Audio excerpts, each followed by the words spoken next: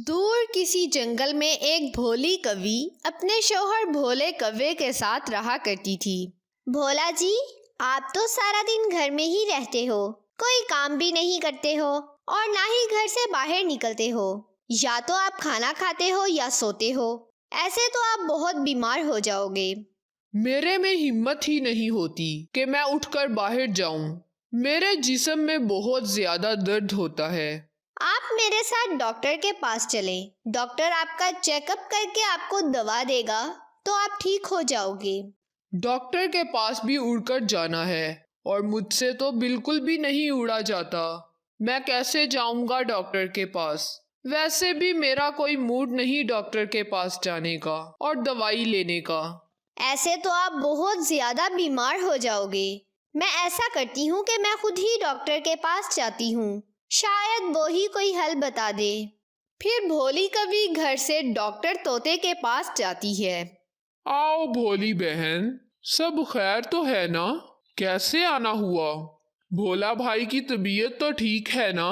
جی طوطا بھائی، میں تو ٹھیک ہوں، لیکن بھولے کوے کی طبیعت کی سمجھ نہیں آتی۔ ہر وقت سوئے رہتے ہیں، اٹھ کر کھانا کھاتے ہیں اور پھر سو جاتے ہیں۔ بھولی بہن، آپ کے شوہر کا علاج کسی دوا میں نہیں ہے۔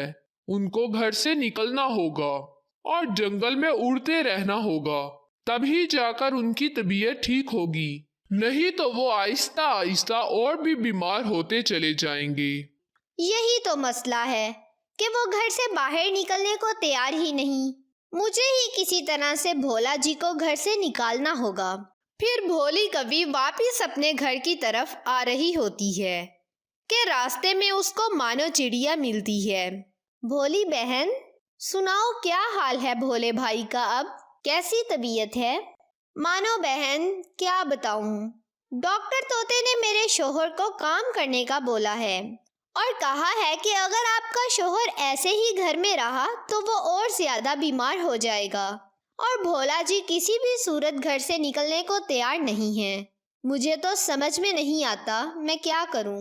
یہ تو بہت مشکل کام ہے، ہمیں کسی طرح تو بھولے بھائی کو کسی کام پر نکالنا ہوگا۔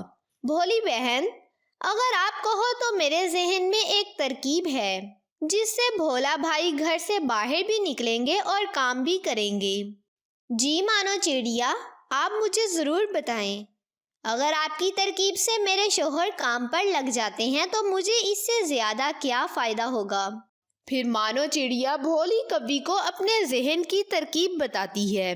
بھولی کوی مانو چڑیا کی ترکیب سن کر بہت خوش ہوتی ہے اور جلدی سے اپنے گھر چلی جاتی ہے۔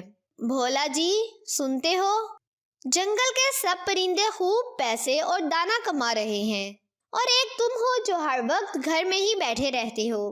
میری پیاری بیوی، کون پیسے دے رہا ہے جنگل میں؟ کون کما رہا ہے پیسے؟ مجھے بھی بتاؤ ذرا۔ آپ کو بتانے کا کیا فائدہ؟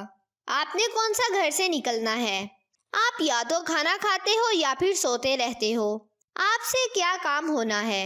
اور وہ تو کام کرنے کے پیسے دیتے ہیں، اور آپ سے تو ڈاکٹر کے پاس تک جایا نہیں جاتا، کام کیا خاک کرو گے؟ تم مجھے اتنا بھی سست نہ سمجھو اور سیدھی طرح بتاؤ کیا بات ہے۔ میں تمہیں کام بھی کر کے دکھاؤں گا اور پیسے بھی کما کر لاؤں گا۔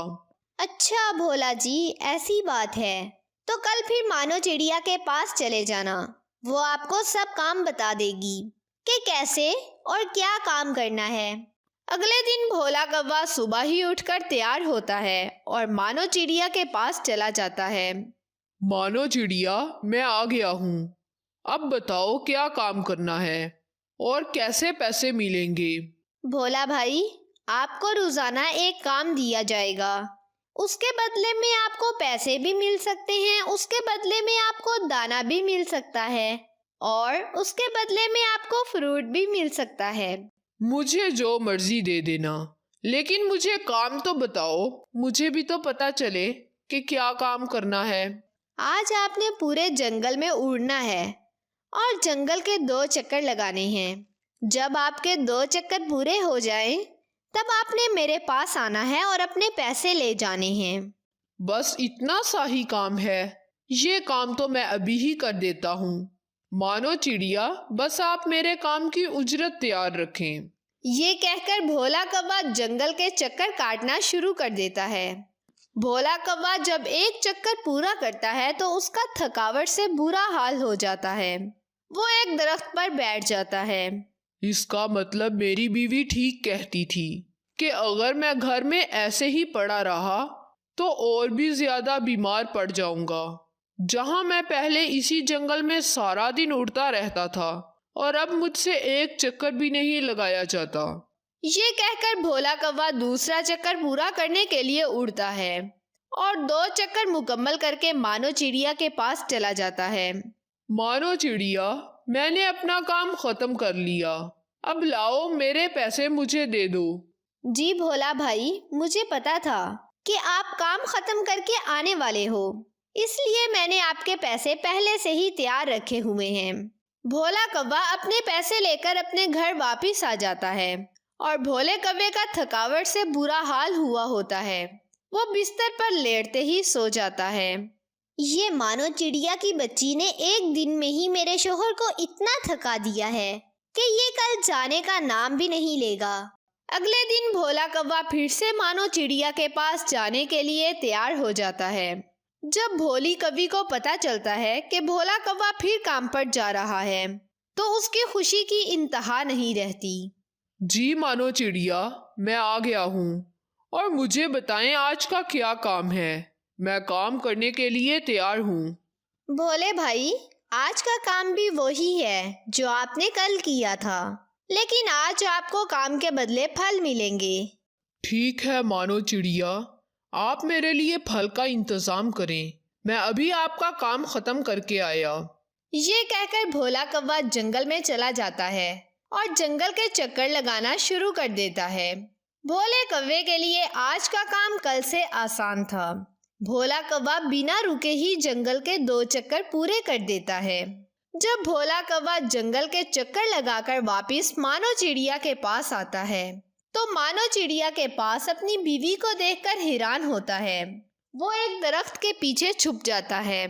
मानो चिड़िया, तुम्हारी तरकीब से मेरा शौहर घर से बाहर निकलना शुरू हो गया है और अब तो उसकी सेहत भी अच्छी हो गई है। अब तुम मुझे जल्दी से फल दो और यहाँ से चली जाओ। ऐसा ना हो कि तुम्हारा शौहर वापिस आ जाए और वो तुम्हें यहाँ देख ले और हमारी तरकीब ज़ाया हो जाए। मानो चिड़िया और भोली कौवी बातें कर ही रही होती हैं कि भोला कौवा आ जाता है। तो ये सब तुम्हारा प्लान था और मैं भी सोच रहा था कि ये मानो चिड़िया पागल तो नहीं हो गई जो जंगल के चक्कर काटने के पैसे दे रही है। भोला जी, आप तो सारा दिन घर में ही रहते थे और कोई काम नहीं करते थे। आप ऐसे घर में पड़े रहते तो बीमार पड़ जाते। अगर आपको कुछ हो जाता तो मैं कैसे जिंदगी गुजारती। मुझे नहीं पता था कि मेरी बीवी मुझसे इतना प्यार करती है। मैं आज के बाद घर में नहीं रहूंगा, रोजाना काम पर जाऊंगा और पैसे कमाऊंगा। इस कहानी से हमें ये सबक मिलता है कि जो हमें प्यार करते हैं हमें भी उनकी कदर करनी चाहिए।